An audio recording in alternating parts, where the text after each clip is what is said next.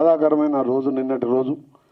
ప్రపంచ శాంతి దూతగా 88వ సంవత్సరం, దాదాపు అంటే 70 సంవత్సరాలు శాంతి కొరకు, ప్రజల కొరకు, ప్రభువు సేవ కోసం చేసిన వ్యక్తి ఈ లోకాన్ని వెళ్ళిపెట్టడం జరిగింది.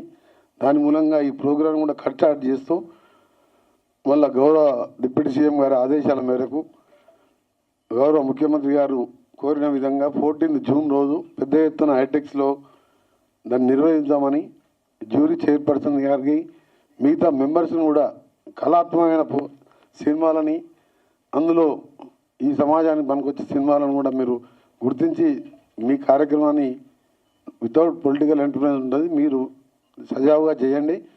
2011 తర్వాత మొట్టమొదటిసారి తెలంగాణ రాష్ట్రంలో ఈ అవార్డు కార్యక్రమం గద్దర్ గారి పేరు మీద ఏర్పాటు చేసుకోవడం చాలా సంతోషకరం. గద్దర్ అంటే ఒక మామూలు వ్యక్తి కాదు, ఆయన ఒక శక్తి. అట్టడుగు ప్రజల నుంచి తెలంగాణ ఉద్యమం వరకు పేద ప్రజల కోసం పోరాటం చేసిన వ్యక్తి కాబట్టి ఎవరిని విమర్శలు చిన్న చిన్నవి వచ్చినా వారి పేరు మీద నెలకొల్పాలని ఒక నిర్ణయం తీసుకున్నాం మేము.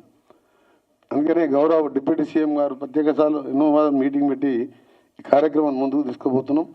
తప్పకుండా మనం 14 ప్రోగ్రాం సక్సెస్ చేసుకొని ఇక ముందు కూడా తెలుగు చలనచిత్ర రంగాన్ని హైదరాబాదులో అన్ని విధాలుగా ప్రోత్సహించడానికి మా ప్రభుత్వం సిద్ధంగా ఉందని తెలియజేసుకుంటూ మరొకసారి పోప్ ఫ్రాన్సిస్ గారికి నివాళులు అర్పిస్తూ ప్రభు ఆశ వారికి ఆత్మకు సంతృప్తి కలవాలని కోరుకుంటూ ముఖ్యంగా